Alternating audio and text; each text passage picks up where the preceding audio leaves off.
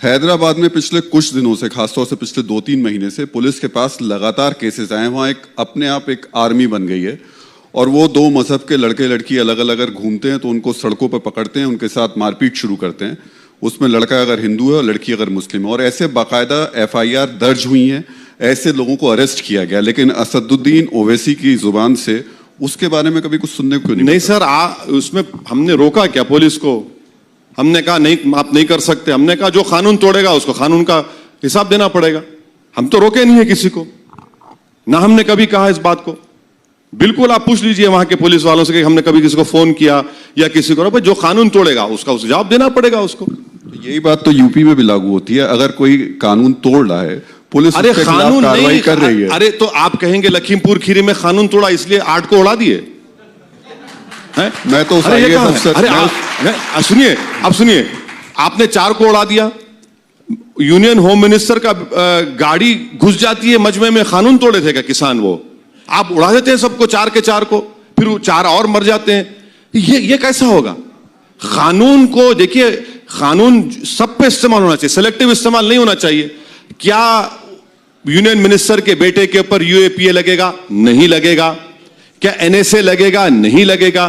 क्या सेडेशन लगेगा? नहीं लगेगा। किस पर लगेगा? किसी और पर लगेगा।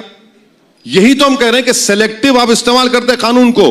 कानून तो सबके लिए इस्तेमाल होना चाहिए। जो गलती करा उसका कानून, मगर यहां पर अलग इस्तेमाल हो रहा, सेलेक्टिव उसका इस्तेमाल होता है, किसी को क्रश करने के लिए, किसी को दबाने के लिए। मुख्तार अंसारी और अतीक अहमद जैसे लोगों पे इस्तेमाल हो रहा है। आप मान रहे हैं कि वो निर्दोष है, राजनीतिक तौर पे फंसाया जा रहा है? ये मुख्तार हो, अतीक साहब हो, ये कोर्ट तय करेगा। मगर आप बताइए, आजम खान, उन पे बकरी चोरी का इल्जाम। आजम खान इतना गरीब है कि बकरी चोरी करेगा आजम खान? ये क्या बात है बताइए आप? अरे भाई, जो आदमी जिंदगी गुजार दिया उत्तर प्रदेश की राजनीति में, उस पर बकरी चोरी का इल्जाम? क्या पैगाम दे रहे हैं बताइए आप? कल होगा कि पिक पॉकेट भी करते थे, वो भी डाल दो, फिर वही बाकी है।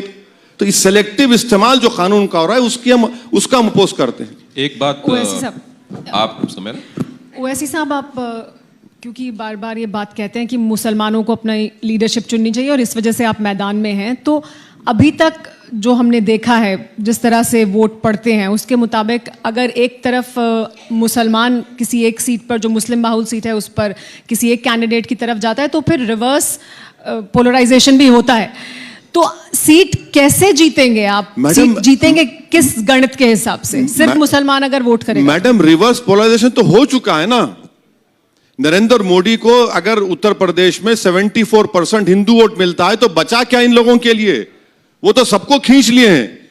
रिवर्स पोलराइजेशन तो पूरा हो चुका है ना। कि देखिए, भारत के पार्लियामेंट में सिर्फ अब 23 MP जीत कर आते हैं, और वो 23 में से सिर्फ 2 आप कह सकते हैं कि ऐसे कॉन्स्टिट्यूंसी से आते हैं जहां पर मुसलमान 10% वोटर लिस्ट में।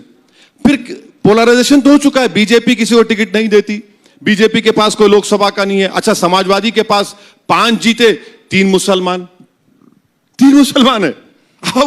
तो कौन से कहां पोलराइजेशन नहीं हो रहा? असद, जो ये आपकी 100 सीटें हैं, इनमें कितनी टिकट हिंदुओं को मिलेंगी? बहुत ज्यादा मिलेंगे इंशाल्लाह। कोई नंबर बताइए ना, 100 का नंबर है, उसमें कितने मिलेंगे? नहीं, ये पार्टी की स्ट्रेटेजी और पॉलिसी तो हम बैठ के तय करेंगे ना, जो आपको बताएंगे। अभी से क्यों बताएंगे? तो इसी वजह से तो मैं ये जानना चाह रही थी, 18 से 20% अगर वोटर है मुसलमान, तो उसके आधार पर आप सीट कैसे जीतेंगे? नहीं, हमारे किसके साथ मिलकर जीतेंगे? हमारे साथ ओम प्रकाश राजभर साहब हैं और कई दूसरे पार्टीज हैं। शिवपाल साहब से भी हम बातचीत कर रहे हैं, चंद्रशेखर साहब से भी हमारी बातचीत हो रही है। एक फॉर्मेडेबल अलायंस बनेगा, मुझे यकीन है, और इंशाल्लाह ताला एक ताकतवर अलायंस बनेगा। अच्छी वोट मिलेंगे हम लोगों को, कैंडिडेट जीतेंगे। कांग्रेस साथ होगी? कहां है कांग्रेस सर? क्यों ऐसा मजाक करते हैं आप? आपको भी रात के 9:30 बजे मजाक करने का सूझिए, आपको कहां? अच्छा, आप ओवैसी साहब, जिस अलायंस का आप जिक्र कर रहे हैं, तसव्वुर कीजिए कि बहुमत मिल जाता है इस अलायंस को, तो आप सभी लोगों को अखिलेश यादव के नेतृत्व में सरकार बनाना ये मंजूर होगा? अखिलेश यादव को मुख्यमंत्री बनाएंगे आप लोग, सब लोग मिलकर? मैं तो ये कह रहा हूं ना कि आप अभी बात करिए। देखिए, आपको तो अभी बहुत लंबी रेस जाना है। ये कैसा है ना कि रिले रेस है ये। अगर आप उस दिन का इंतजार कर रहे हैं, अगर आप देख रहे हैं कि आपको वो ओहदे पर बैठना है, तो फिर आपको सबको साथ लेना पड़ेगा।